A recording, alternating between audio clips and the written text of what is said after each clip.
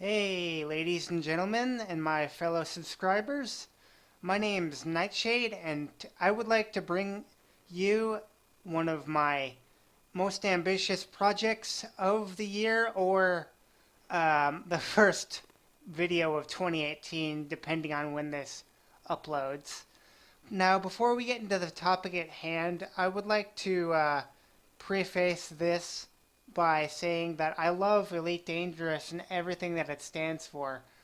I'm only talking about this because I want the game to improve. I love everything about Elite Dangerous, in fact. The music, the ships, the combat, trading. Well, maybe not mining, but you get my point. I love almost everything about Elite Dangerous, and I'm doing this because I want to see it improve as a space game, and I would not see anything other than that.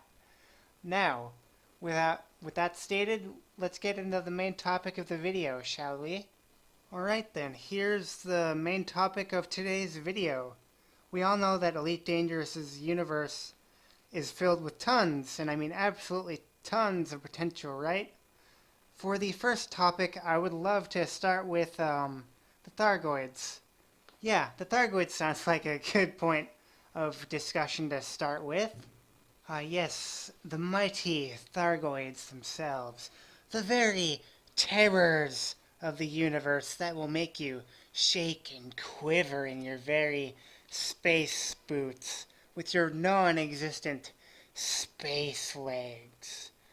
Now, we know that the Thargoids are not exactly cute and cuddly teddy bears. Actually, they're a bunch of killer bug people.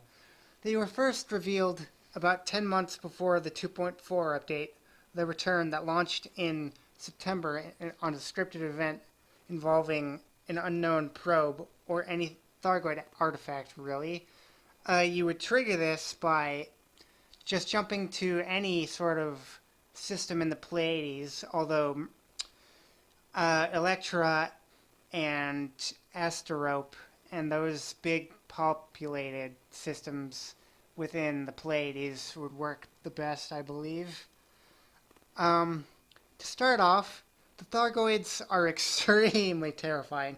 I know I was uh, shaking with fear the first time I saw one. Like, I didn't know what to do with myself. I think it was the Cyclops variant. I didn't even want to get near a basilisk. That's how terrified I was of them.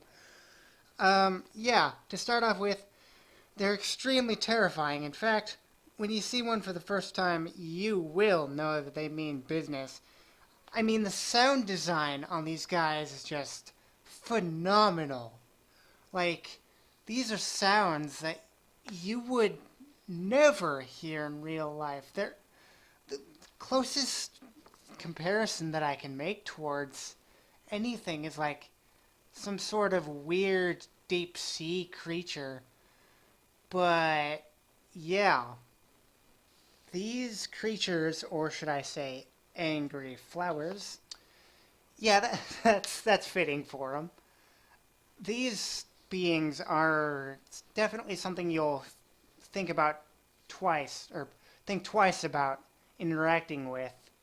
Because if you do get too close to them, and I believe that distance is 500 kilometers? Yeah, kilometers or less, they can and they will kill you without hesitation. I also loved the dynamic station events where the Thargoids attacked as retaliation for us killing too many of their ships. When they first released on December 14th, all I can remember is I watched the trailer video and I scrambled all the way over to the Oracle to start rescue missions to get people off the burning stations, which I thought was a great gameplay design choice. Um, and the other thing that the Thargoids did was they rolled out a new Thargoid variant, which was the Medusa, which has eight hearts. That, oh boy. Yeah, 8 hearts, absolutely terrifying. It's got spikes, just something you don't want to mess with without multiple wings. And even then, it takes like 24 commanders or something ridiculous. to take them down at this point, I believe. Yeah, the Medusa is absolutely terrifying, and I love that about the Thargoids. Just the sheer sense of terror that they convey to the players, like, you don't want to mess with us, or we're gonna put you in a world of hurt.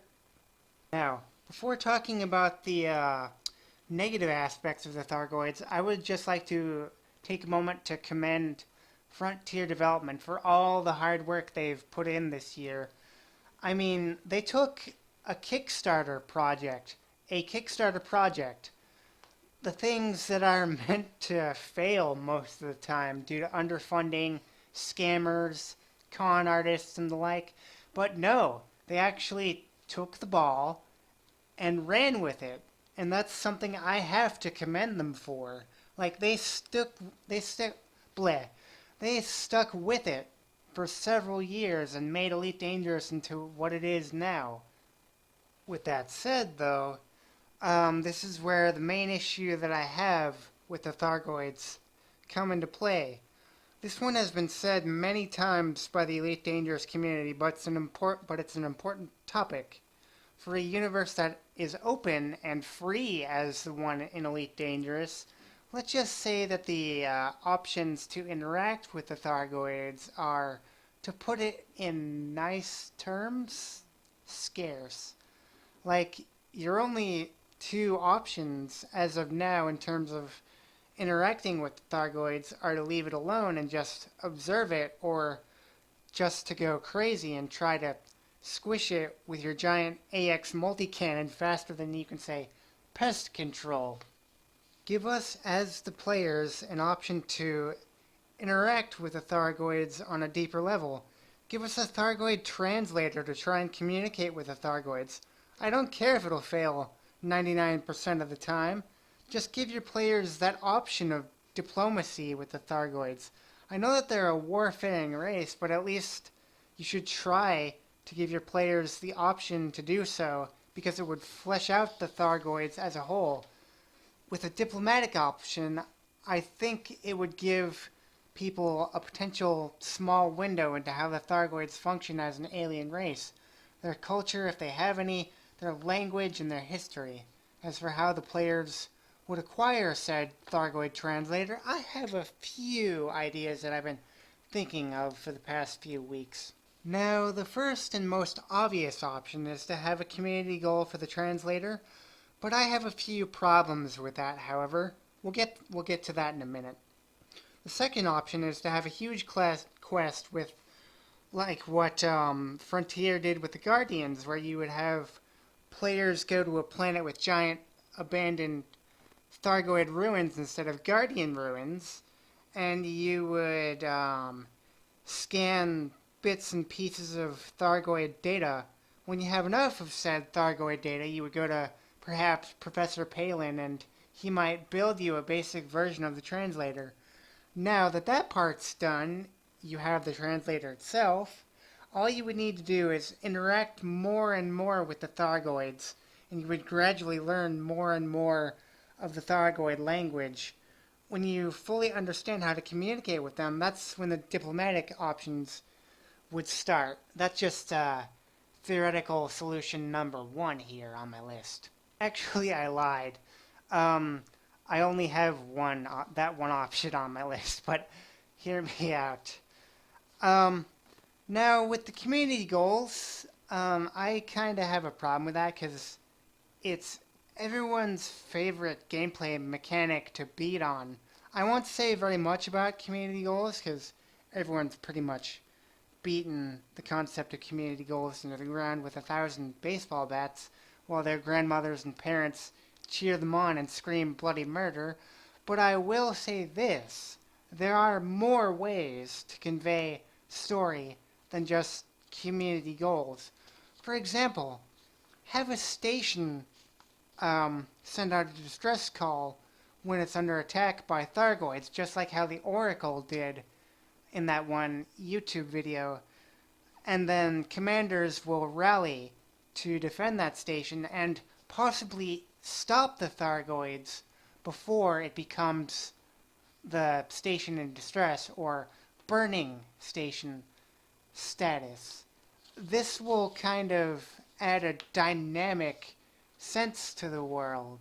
Like, the choice is yours. Do you ignore the distress beacon to the station that's required of your help?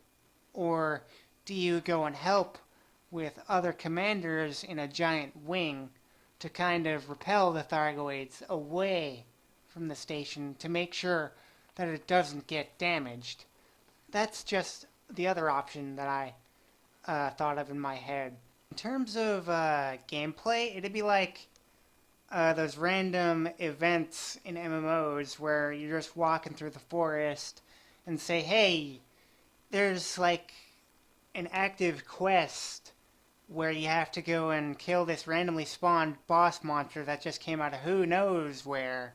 Go kill it and you get some rewards for it and all that fancy jazz. So yeah, I think it'd be a simple thing to execute in terms of MMO. Gameplay mechanic? Yeah, gameplay mechanics. That's the word that I'm looking for. Actually, scratch the simple part. I don't know what I was thinking. Yeah, that sort of gameplay mechanic wouldn't be the easiest to implement, but Frontier's capable of it. They know how to code multiplayer stuff, so I'm sure that they can definitely do it. Now, with all the in-game possibilities and basically with all that covered, I would like to move on to stuff that's not in the game currently, which means that it's from an outside source, like the books. Now, in-game, we only have one type of Thargoid, and it's not really specified what species this particular kind of Thargoid is, but in the books, we have two different factions of Thargoids. We have the Eresrians and we have the Klaxians, with the Eresrians being the more open kind of Thargoid. I don't know if I want to say that in terms of terminology, but you get my point. While the Klaxians are the more aggressive, savage, don't care about anything, you're going to die kind of Thargoids. And what I propose is that Frontier eventually bring in the Klaxians, which I think they're going to do already, since Reclamation and Premonition are both canon to Elite Dangerous as a whole, and give the players the option to choose which faction they want to side with. Like, do you want to side with the Eresrians and prepare for the Klaxian threat, or do you want to be a traitor to the already established humankind and Eresrians and join the Klaxians to just mow through everything in the universe? Although that might not make the greatest amount of sense, because the Klaxians themselves have no regard for other life besides themselves. However, despite that problem with making sense, this would give rise to new ideas, a new story arc, and it would fantastically flesh out the universe of Elite. Yeah, this idea itself has quite a lot of potential. Like, you're giving the player quite a big choice to make. And I think it would just make the universe, like, a ton more dynamic is what I'm trying to say. Like, you give the players that choice and it's their free will to make it. And it'll just make the universe feel quite a lot more alive. I'm sorry if I'm pausing, but I'm just trying to articulate my way of thinking about this. Anyways, in conclusion, I personally think that Frontier should do more with the showing aspect of the Thargoids. Like, show us more things, like the events of the burning stations, the Thargoid bases, more interactivity with the Thargoid probes. Just don't tell us in data logs and voice-acted logs. Granted, the voice acting for the logs is fantastic, and I will give them full props for doing that, but I just prefer it when people show us things in the story and not just tell us that the Thargoids did this or the Thargoids did that. Just show us through in-game events. You're perfectly capable of this, Frontier. You've done it before, like with Salome, although that storytelling was a bit flawed with connectivity issues. It was still a great in-game event to tell story to your players. You can do something like that, but with the Thargoids. It's not that hard. I'm sorry if I sound mad toward you guys. I just see the flaws with the game, and I want them fixed. It's just because I want the game to improve. That's all. Nothing less, nothing more. With all aspects of the Thargoids covered at this point, I think I want to transition over to the Guardians, which is the other big sentient alien race. Now, with the Guardians, they were introduced in, I believe, either patch 2.1 or 2.2, and in terms of gameplay, they had you going to Ancient Guardian ruins, which the positives of that is they're actually telling you to go to a place and discover things for yourself, which is the kind of storytelling that is more beneficial towards the players instead of having to go to like an external website for lore, which is the positives. Now the negatives is that the other part of the story is told through text, and I don't believe it's voice acted text either. I might want to go in game and research that a little bit, though. I'm pretty sure it's just text that you read from, though. And there are even some unreleased tapes that Ramtas saw unfit to release to the public, which I guess you could say adds a sense of mystery, but also is kind of an incomplete story, which they might try and tie the Guardians into the Thargoids a little bit, but I personally think that the Guardians got shafted over because the developers wanted to focus on the Thargoids a little bit more, which I kind of do and don't agree with. I do agree with it because the Thargoids were hyped and foreshadowed, and you kind of want to focus on this new thing instead of focusing on the old. Give people something to work towards, look for, discover, all that good stuff. But on the other hand, I don't agree with it because you're leaving a chunk of story unfinished to focus on something entirely new. Like, let's put in a real world example here for a second. My game design teacher taught me before you put any new content in to a game, you should always finish what you were working on before you add new content. And I think that would be a great idea. Like, you don't necessarily have to fully finish the Guardian story, perhaps. Maybe you should try and tie in the Guardians to the Thargoids a little bit more. Like, explain the relation. We know that there is some sort of relation with the Thargoids and the Guardians, because if you take Guardian Tech to one of those Thargoid sites and put it in the machine, it does not like that, and it will send all drones on the site to try and kill you for it. So we know that the initial connection with the Thargoids is already there. They just need to expand upon it. I really just don't like how they stopped in the middle of doing that to promote the Thargoids a little bit more.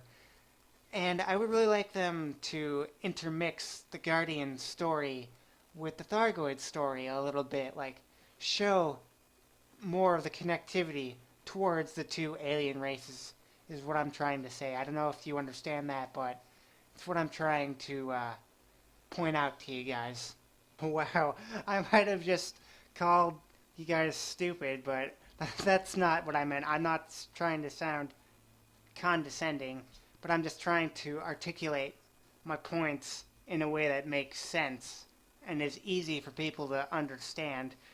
Anyways, in conclusion, I think that Frontier should maybe change up the way that they tell their stories, make it more, make it flow more, and not just have this stop, ooh, you discovered a new thing, stop, ooh, you discovered a new thing, stop for a few weeks, discovered a new big thing, and then the cycle repeats. I want this more organic, natural flow to the story instead of just reading text, discovering small things, and having that cycle repeat over and over and over.